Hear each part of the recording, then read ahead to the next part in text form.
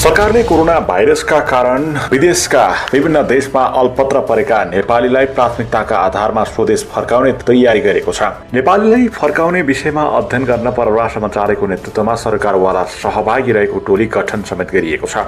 विदेशमा समस्यामा परेका नेपालीको तथ्याङ्क संकलन सुरु भइसकेको, तत्कालै ल्याउनु पर्नेको हकमा प्राथमिकताको आधा छुट्याइएको र आवश्यक प्रबन्ध मिलाएर स्वदेश फिर्ता गरिनेछ।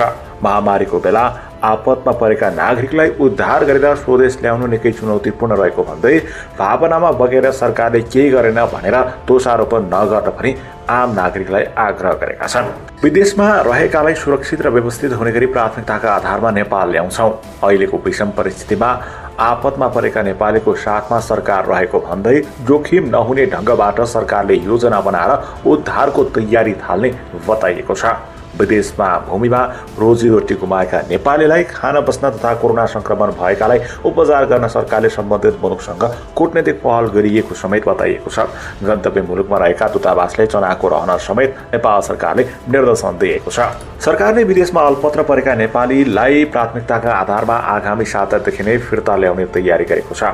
जहाजबाट ल्याएपछि स्थानीय तहको क्वारेन्टाइनसम्म पुर्याउने गाडी व्यवस्था गर्ने लगायतका तयारी पनि अन्तिम चरणमा पुगिसकिएको परराष्ट्र मन्त्रालयले जनाएको छ। यसको औपचारिक निर्णय उपप्रधान तथा रक्षा मन्त्री ईश्वर पोखरेल संयोजक रहेको कोरोना रोकथाम तथा उच्च स्तरीय समन्वय समितिले गर्ने बताइएको छ।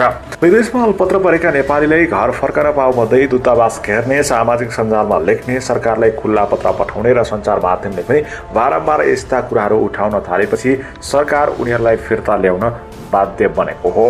सर्वोच्च अदालत, संघीय संसदका दुवै सदन तथा संसदीय समितिले पनि अल्पत्र नेपालीको उद्धार गर्न सरकारलाई निर्देशन दिइसकिएको छ। प्रधानमन्त्री केपी शर्मा ओली र परराष्ट्र मन्त्री प्रदीप गेवालीले खाडी मुलुकमा पालै पालो टेलिफोन गरी त्यहाँका नेपालीलाई व्यवस्थापन गर्न आग्रह गरे पनि त्यसको प्रभाव नपरेको भन्दै त्यहाँका नेपालीहरूको पीडा सार्वजनिक हुने क्रम नरोकिएपछि सरकार उद्धारका लागि अघि बढेको हो। खाडी मुलुक र मलेसियाले बिना भिसा र कामबाट बिदा भएर अल्पत्र भएका नेपालीलाई घर फर्काउन लागेपछि उनीहरूलाई स्वदेश ल्याउन सरकार बाध्य भएको हो। Kuwait, Malaysia, United Arab Emirates युएईमा पनि बिना भिसा काम गरेका नेपालीलाई सरकारले तत्काल फिर्ता ल्याउनु पर्ने बाध्यता रहेको छ। त्यस्तै बङ्गलादेश र साइप्रसमा अध्ययनका लागि गएका नेपाली र अन्य मुलुकमा कामका लागि गएर उतै अड्केका नेपालीलाई समेत फिर्ता ल्याउनु पर्ने अवस्था छ। स्वदेश ल्याइसकेपछि उनीहरूलाई निश्चित अवधि क्वारेन्टाइनमा राखेर घर जान दिइनेछ। परराष्ट्र मन्त्री गेवालीले कति नेपालीलाई फिर्ता ल्याउने तथ्याङ्क तय भइसकेकाले अब बिस्तारै ल्याउनेतर्फ सरकार उन्मुख भएको बताएका छन्। प्राथमिकताको आधारमा विदेशमा अड्केका, काम नभएर शिविरमा बसेका, बिना भिसा लगायतकालाई प्राथमिकतामा छुट्याएर ल्याउँछौँ परराष्ट्र मन्त्री गेवालीले भने। कतिपय मुलुकले ल्याइदिने भनेका छन्। 1-2 दिनमा सबै तयारी पूरा भई प्रक्रिया अगाडि बढ्नेछ। परराष्ट्र मन्त्रालयले तत्काल 2,25,000 नेपाली फर्काउन पर्ने हो भने उच्च प्राथमिकतामा रहेकालाई फर्काउँदा अहिले नै त्यो अवस्था नआउने दूतावासको सुझाव छ। कोरोनाको महामारी लम्बिए त्योभन्दा बढी सङ्ख्याका नेपाली फर्कनेछन्। कुवेतबाट 3,500, मलेसिया र दुबईबाट 6,000 र अन्य सबैबाट मिलाएर 5,000 जति फिर्ता गरी अहिलेको समस्या समाधान हुने सुझाव समेत दूतावासको रहेको छ। करिब 15,000 नेपालीलाई दैनिक 1,000 दरले ल्याउने प्रक्रिया अगाडि बढाउन सके। अन्य नेपाली उडान खोलेपछि फर्कन आधार दूतावासले दिएको परराष्ट्र अधिकारीले बताएको छ। हामीले तत्काल निकै समस्यामा परेकालाई मात्रै फिर्ता पठाउन खोजेका हौँ। यहाँ काम गरिरहेका र यहाँको सरकारले हेर्ने सम्मकालाई अहिले फर्काउने भनेका छैनौँ। एक दूतावासले परराष्ट्रलाई पठाएको सुझावमा भनेका छन्। अहिले नै ठुलो सङ्ख्यामा फर्कदैनन्। नियमित बिदा गएकाहरू, भिसा रद्द भएकाहरू र अल्पत्र परेर निकै कठिन अवस्थामा रहेकाहरूलाई फिर्ता गर्नेछ। कतिपय स्थानमा बिस्तारै लकडाउनको कुलो हुँदै गएको छ। समस्यामा परेकालाई भने तत्काल सरकारले उद्धार गर्नैपर्छ। कुवेत सरकारले बिना भिसाका नेपालीलाई फर्काउन हतारो गरिसकेको छ भने युएई र मलेसियाको पनि उस्तै ताकेता रहेको छ। नेपालको जीडीपीमा 27% भन्दा बढी योगदान वैदेशिक रोजगारी जानेहरूबाट छ। तर उनीहरूको समस्यामा सरकार मौन बसेको देखिन नहुने भन्दै सामाजिक सञ्जाल भरिन थालेपछि सरकार फिर्ता प्रक्रियामा अगाडि बढेको हो। खाडी राष्ट्र र मलेसियामा 15 लाख भन्दा बढी नेपाली छन्। उपचार गर्न गएका र घुम्न गएका नेपाली पनि अन्तर्राष्ट्रिय उडान नहुँदा अन्यलमा परेका छन्। उनीहरू पनि उतै थन्किएका छन्। विश्वका 200 भन्दा बढी मुलुक नेपाली मुलुकमा नेपालीहरू रहेका छन्। अधिकांश नेपाली युवा Malaysia, Qatar, Saudi Arab, UAE, Kuwait, Bahrain, Oman, Lebanon, Israel, Afghanistan, Japan, दक्षिण कोरिया लगायतका देशमा रहेका छन्। कोरोना संक्रमित सहित सबैतर्फबाट नेपालले ल्याउनु पर्ने भएकाले सरकार क्वारेन्टाइन र प्राथमिकताको आधारमा काम गरिरहेको मन्त्री गेवालीले स्पष्ट पारेका छन्। नेपालले स्वदेश ल्याउनु पर्ने अवस्था बनेपछि व्यवस्थापनका लागि अर्थ, उद्योग, श्रम, स्वास्थ्य र पर्यटन मन्त्रालयले यसको लागि तयारी समेत अगाडि बढाइसकिएको छ। सडकदेखि सदनसम्म नेपालीमा विदेशमा अल्पत्र परेका नेपालीहरूलाई उद्धार गर्नको लागि पटक पटक सरकारलाई निर्देशन दिइसकेको छ भने संसदभित्र समेत सांसदहरूले यस विषयलाई पटक पटक उठान गर्दै आएका छन्। हाम्रो सबैभन्दा ठुलो प्राथमिकता जनताको जीवधन नै हुनुपर्छ। आज हाम्रा तमाम युवा दाजुभाइ दिदीबहिनीहरू संसारका विभिन्न देशमा, खाडीका मुलुकहरूमा, कोरोनाले आक्रान्त भएका देशहरूमा आफ्नो श्रम बेच्ने क्रममा आज स्वदेश फर्कनका लागि लालायित हुनुहुन्छ। आज कतिपय हाम्रा दाजुभाइ दिदीबहिनीहरू भारतका विभिन्न बजारहरूमा आफ्नो श्रम बेच्ने क्रममा फर्केर नेपाल आउने क्रममा सीमामा अल्पत्र परेर बस्नुभएको छ। आज हामी यो गरिमामय संसदमा, सार्वभौम संसदमा उभिएर आफ्नो नागरिकको, आफ्नो ती तमाम दाजुभाइ दिदीबहिनीहरूलाई आफ्नो देशमा लिएर आउने, आफ्नो देशमा उनीहरूलाई सुरक्षित अवतरित गर्ने र उनीहरूको जीवधनको सुरक्षा गर्ने सम्म पनि सोच राख्न सक्दैनौँ। आज हाम्रो लागि सबभन्दा ठुलो चुनौती त्यही नै हो सभामुख महोदय। तर यो विनियोजन विधेयकको सिद्धान्त र प्राथमिकतामा ती तमाम दाजुभाइ दिदीबहिनीहरू पर्नुभएको छैन। ती नेपाली जनताका छोराछोरीहरू भेडा बाख्रा सरह आज प्रताडित हुनुभएको छ। त्यसकारण मेरो यो सरकारलाई सबभन्दा पहिलो आग्रह के छ भने यो विनियोजन विधेयकको प्राथमिकतामा ती तमाम नेपाली दाजुभाइ दिदीबहिनीहरूलाई कसरी स्वदेश लिएर आउन सकिन्छ। सरकारले क्वारेन्टाइनको व्यवस्था गर्नुपर्छ, सरकारले आइसोलेसन वार्डको व्यवस्था गर्नुपर्छ, सरकारले औषधि मूल्यको व्यवस्था गर्नुपर्छ। उनको बाँच्न पाउने अधिकारमाथि खेलवाड गर्न मिल्दैन। आज ठिक छ, कोरोना प्रभावित क्षेत्रबाट आएका छन्, त्यसको सुरक्षित रूपले लिएर आएर आइसोलेसनमा राख्ने काम कसको? आज बर्डरमा अलपत्र परेका छन्। एकातिर हाम्रा साथीहरू दाजुभाइ दिदीबहिनीहरू बर्डरमा अलपत्र परेका छन्, अर्कोतिर दुःख लाग्छ। सम्मानीय सभामुख महोदय, हाम्रो देश नेपाल, हामी नेपाली, नेपाल एउटा यस्तो देश हो जो इतिहासमा कहिले पराधीन भएर बाँच्नु परेन। अपराजित, भारतवर्षको एउटा मात्र अपराजित मुलुक नेपाल, जसले कहिले गुलामी देख्नु परेन। स्वाधीनताको ठुलो ठुलो लडाइँहरू लड्यो नेपालले, हाम्रो पुर्खाले, हाम्रो पूर्वजले आज हामीलाई यो सम्मान र गौरवमा बाँच्ने अवसर दिलाइदिएका छन्। तर दुःख लाग्छ, यो सार्वभौम संसदका मालिक, हामी सबैका नेता, सम्मानीय प्रधानमन्त्री के भन्नुहुन्छ भने मलाई जानकारी थिएन। के गरेको थियो गृह प्रशासनले, के गरेको थियो राष्ट्रको यो इन्टेलिजेन्सले? यत्रो नेपाली जनताले कर तिरेको पैसाले बसेको मन्त्रीमण्डल, यत्रो सरकारी संयन्त्र, मुलुकको अस्मिता, नेपाल आमाको अस्मिता लुटिँदा समेत चाल पाएन।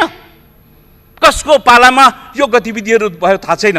तर हाम्रो सीमा, हाम्रो सार्वभौमिकता, हाम्रो अखण्डता, हाम्रो स्वाभिमानमा आँच आउने काम कसैले पनि गर्यो भने त्यो कुनै पनि नेपाललाई सही हुन सक्दैन। चाहे त्यो इन्डिया होस्, चाहे त्यो चाइना होस्, हाम्रो भूभागको अतिक्रमणमा आज दुवैको समान दृष्टिकोण देखिन्छ। आज समान अतिक्रमणको प्रयास देखिन्छ। आफ्नो आर्थिक स्वार्थका लागि, आफ्नो राजनीतिक स्वार्थका लागि नेपालको भूभागको प्रयोग बान्छिने हुन सक्दैन। हामीले यो विषयमा संसदले एक ढिक्का भएर उभिनुपर्छ र राष्ट्रिय सुरक्षाको सवालमा पनि यो विनियोजन विधेयक मौन बसेको छ। यसमा पनि चाहे त्यो सीमा क्षेत्रमा आज यो कोरोनाको बेलामा रात दिन सुरक्षा दिने सशस्त्र नेपाली प्रहरीका जवानहरू जो टेन्टमा बस्छन्, दिनदिनै आधी आइरहेको छ, दिनदिनै पसिना आइरहेको छ। यो 1700-1800 माइलको डिस्टेन्समा जसले दिनदिनै बोर्डरको सीमा सुरक्षा गरेका छन्, तिनको सुरक्षाको लागि पनि कुनै किसिमको सोच विकसित भएको देखिएन। अहिले रेमिट्यान्सले हाम्रो देशको अर्थतन्त्रलाई धेरै ठुलो टेवा पुगेको थियो। अब त्यो रेमिट्यान्स घट्ने जुन सम्भावना बढेको छ, यो बेलामा त्यो हाम्रो नेपाली दाजुभाइ दिदीबहिनीहरूले हिजोसम्म हाम्रो देशको लागि रेमिट्यान्सबाट बचाएका रेमिट्यान्स भित्राउने शक्तिलाई अब नेपाल फर्किँदैछन्। धेरै लाखौँ दाजुभाइ दिदीबहिनीहरू नेपाल फर्किँदैछन्। उनीहरूका लागि हामीले सोच्ने गरी बजेट निर्धारण गर्नु पर्यो। उनीहरूलाई रोजगार दिनको लागि, उनीहरूलाई चाहिँ हामीले रोजगारी तुल्याउनको लागि त्यो बजेट निर्धारण गर्नुपर्छ। त्यसलाई प्राथमिकताको आधारमा हामीले छुट्याउनुपर्छ भन्ने मलाई लाग्छ।